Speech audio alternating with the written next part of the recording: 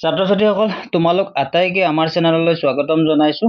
ছাত্ৰ ছাত্ৰীসকল তোমালোকৰ এই ভিডিঅ'টোত আমি অষ্টম শ্ৰেণীৰ অসম জাতীয় বিদ্যালয়ৰ ইংৰাজী পাঠ্যক্ৰমৰ প্ৰথমটো পাঠ এছেন্স অফ এটিকেটৰ প্ৰশ্ন উত্তৰ আমি আলোচনা কৰি আছো MCQ আৰু এই MCQ ভিডিঅ' লানিৰ এইটো তৃতীয়টো তথা অন্তিমটো ভিডিঅ'। আহাচোন আমি 21 নম্বৰ প্ৰশ্নটোলৈ যাওঁ।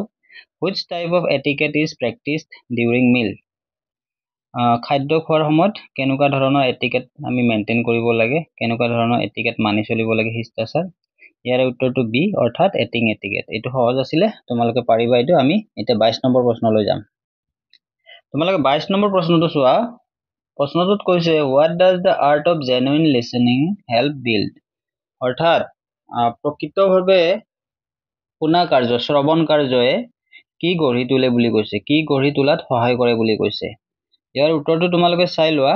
ইয়াৰ উত্তৰত আমি বিটো লিখিছো। বিটোত কি আছে? ৰিলেশনশ্বিপ, ৰেসপেক্ট এণ্ড ট্ৰাষ্ট, অৰ্থাৎ সম্বন্ধবোৰ সন্মান আৰু বিশ্বাস, এই তিনিটা বস্তু আমি লাভ কৰিব পাৰো আমি যদি কাৰোবাৰ কথা মনোযোগেৰে শুনো। এতিয়া আমি 23 নম্বৰ প্ৰশ্নটোলৈ যাম। তোমালোকে চোৱা 23 নম্বৰ প্ৰশ্নটোত কি আছে? What does appropriate body language in a conversation indicate, অৰ্থাৎ এপ্ৰপ্ৰিয়েট বডি লেংগুৱেজ মানে হৈছে যথাযথ শৰীৰৰ ভাষা। যেতিয়া আমি দুজন ব্যক্তিয়ে যেতিয়া কথা পাতি থাকিম, কনভাৰচেশ্যন আলোচনা কৰি থাকিম, তেতিয়া কেনেকুৱা ধৰণৰ শাৰীৰিক ভাষা এপ্ৰপ্ৰিয়েট বুলি কোৱা হয়, অৰ্থাৎ যথাযথ বুলি কোৱা হয়। তোমালোকক এই ভিডিঅ'টোত মই সোনকালে উত্তৰবোৰ কৈ দিছো, যিটো একচুৱেল এনসাৰ হয় তলতো দিয়া আছে। তোমালোকে চোৱা ইয়াতে C নাম্বাৰ অপেননেছ এণ্ড এংগেজমেণ্ট, অৰ্থাৎ অপেননেছ মানে কোনোবাই কিবা এটা ক'লে সেইটো ৰিচিভ কৰিব পাৰিব লাগিব, আৰু এংগেজমেণ্ট অৰ্থাৎ অন্তৰ্ভুক্তি। এতিয়া ছাত্ৰ ছাত্ৰীসকল তোমালোকে 24 নম্বৰ প্ৰশ্নটো চোৱা। এই প্ৰশ্নটোত কোৱা হৈছে which of the following should be avoided to maintain good etiquette, অৰ্থাৎ ভাল শিষ্টাচাৰ গঢ়ি তুলিবলৈ তলৰ কোনটো বস্তু আমি এভয়েড কৰিব লাগে, অৰ্থাৎ এৰাই চলিব লাগে। তোমালোকে মনত ৰাখিবা ইয়াতে উত্তৰটো কোৱা হৈছে C, অৰ্থাৎ C টোত কোৱা হৈছে both A and B, অৰ্থাৎ আমি এটোও মনত ৰাখিব লাগিব আৰু বিটোও মনত ৰাখিব লাগিব। ইয়াতে এটোত কি কৈছে চোৱা, বিং লাউড, আৰু বি নম্বৰত কোৱা হৈছে বস্টিং, অৰ্থাৎ এই দুটাৰ অৰ্থ দুটা তোমালোকে জানি লোৱা, মনত ৰাখিবা। এই দুটা যদি তোমালোকে মনত ৰাখা তেনেহলে তোমালোকক যদি সোধা হয় যে আমি প্ৰধান ভাল শিষ্টাচাৰ শিকিবলৈ কোন দুটা গুণৰ অধিকাৰী হ'ব লাগিব, তেনেহলে আমি যেতিয়া কথা কম ডাঙৰকৈ কথা ক'ব নালাগে, আৰু বি নম্বৰত আমি মনত ৰাখিব লাগিব বস্টিং, অৰ্থাৎ গৰ্ব কৰিব নালাগে। অৰ্থাৎ মই অমুকটো কৰিলো, অমুকটো হল মোৰ দ্বাৰা, অমুক আছে মোৰ ঘৰত, এনেকুৱা ধৰণৰ কথাবিলাক এই গৌৰৱ আৰু বিং লাউড এই দুটা বস্তু এৰাই চলিব লাগে। এই দুটা বস্তু এৰাই চলিলে আমি ভাল শিষ্টাচাৰৰ গুণ অধিকাৰী হ'ব পাৰিম, আৰু এই দুটা এৰাই চলিব লাগে বুলি আমাক কোৱা হৈছে পাঠটোত। এতিয়া আমি 25 নম্বৰ প্ৰশ্নটোলৈ পোনে যাম।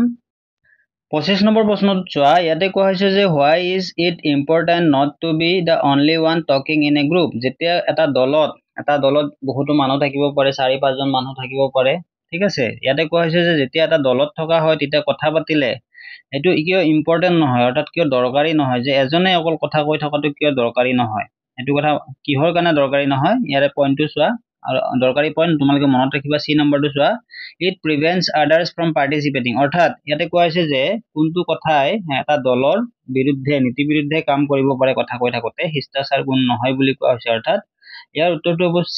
চিত কৈছে যে ইট প্ৰিভেন্টছ আদাৰ্ছ ফ্ৰম পাৰ্টিচিপেটিং, অৰ্থাৎ যিহেতু এটা দল হয়, দল এটাই যদি পাৰ্টিচিপেট কৰিব লাগে, অংশগ্ৰহণ কৰিব লাগে, সকলোৱে অংশগ্ৰহণ কৰিব লাগিব, সকলোৱে নিজৰ মতামত কথা ক'ব লাগিব। ইয়াতে কোৱা হৈছে যে যেতিয়া এজনে অকল কথা কৈ থাকিব তেতিয়াহ'লে এইটো দলগত কাম নহয়। তোমালোকে মনত ৰাখিবা ইয়াৰ উত্তৰটো C হ'ব। এতিয়া পোনে আমি 26 নম্বৰ প্ৰশ্নটোলৈ যাম। ছাত্ৰ ছাত্ৰীসকল 26 নম্বৰ প্ৰশ্নটো চোৱা। ইয়াতে কোৱা হৈছে যে what is the role of words in building relationships. এতিয়া ইয়াতে কোৱা হৈছে যে যেতিয়া আমি সম্পৰ্ক এটা মেইনটেইন কৰোঁ বা এটা সম্পৰ্ক গঢ়ি তোলো, সম্বন্ধ এটা যেতিয়া আমি গঢ়ি তোলো, তেতিয়াহ'লে আমাৰ কথাবোৰৰ গুৰুত্ব কি, কথাবোৰৰ গুৰুত্ব কেনেকুৱা, প্ৰশ্নটো তোমালোকে বুজি পাইছানে? আমি এটা সম্পৰ্ক গঢ়ি তুলিবলৈ আমাক কেনেকুৱা ধৰণৰ কথাৰ দৰকাৰ, এনেকুৱা ধৰণৰ প্ৰশ্নটো কোৱা হৈছে।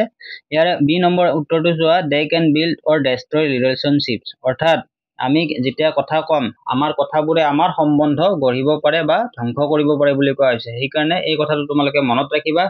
যেতিয়া আমি কথা কওঁ, কথাতে কোৱা হয় যে কথাতে বতা পায়, কথাতে কটা যায়, নহয় জানো?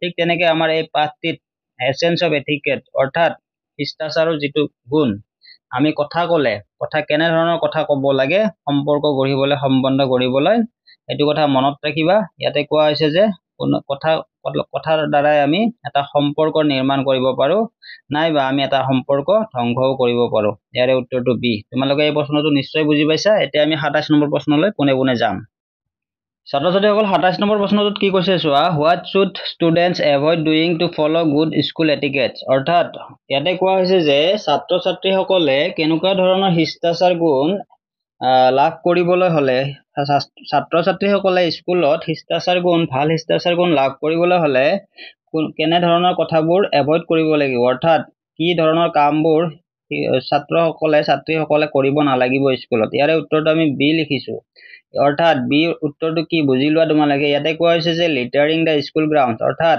আমাৰ স্কুলৰ খেলপথাৰ বা চৌপাশ এইবোৰ লেতেৰা কৰিব নালাগে লিটাৰিং অৰ্থাৎ লেতেৰা কৰিব নালাগে এইটো তোমালোকে নিশ্চয় বুজি পাইছা এতিয়া আমি পুনে পুনে 28 নম্বৰ প্ৰশ্নটোলৈ যাম ছাত্ৰ ছাত্ৰীসকল 28 নম্বৰ প্ৰশ্নটো চোৱা how should one use words in polite society অৰ্থাৎ আমাৰ সমাজত এখন ভদ্ৰ সমাজত আমি কেনে ধৰণৰ কথা কোৱা উচিত ইয়াৰে উত্তৰটো আমি বি লিখিছো বিত কি আছে তোমালোকে চোৱা উইথ কজন এণ্ড কাইণ্ডনেছ অৰ্থাৎ আমি যেতিয়া কথা কম ভদ্ৰ সমাজত যেতিয়া কথা কম কথা কওঁতে আমি দয়াৰ গুণ থাকিব লাগে আমাৰ দয়া থাকিব লাগিব আৰু আমি সাৱধানেৰে কথা ক'ব লাগিব ঠিক আছে আমি এতিয়া 28 নম্বৰটো পঢ়িলো এতিয়া 29 নম্বৰ প্ৰশ্নটোলৈ আগবাঢ়িম ছাত্ৰ ছাত্ৰীসকল 29 নম্বৰ প্ৰশ্নটো চোৱা তোমালোকে ইয়াতে কোৱা হৈছে যে what trait is desired in a human being regarding punctuality অৰ্থাৎ মানে সময়ানুৱৰ্তিতাৰ ক্ষেত্ৰত এজন মানুহৰ কোনটো মানে গুণ থকাটো উচিত অৰ্থাৎ বা কোনটো গুণ থকাটো দৰকাৰী পাঞ্চুৱেলিটি গুণ অৰ্জন কৰিবলৈ এজন মানুহে কোনটো গুণ থাকিব লাগিব ইয়াৰে উত্তৰটো চোৱা habit of being on time অৰ্থাৎ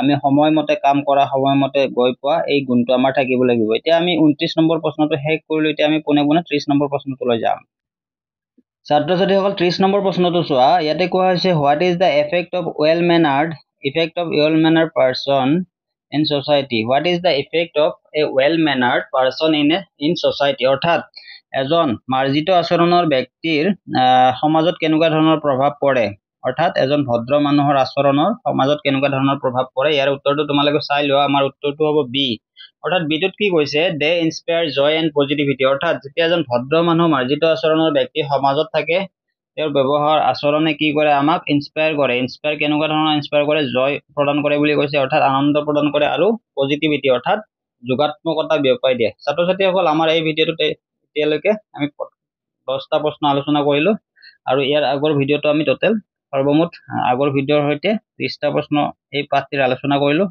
আশা কৰোঁ তোমালোক ইয়াৰ পৰা উপকৃত হ'বা তোমালোকৰ ভাল হওক আজিলৈ এই ভিডিঅ'টোত ইমানে ধন্যবাদ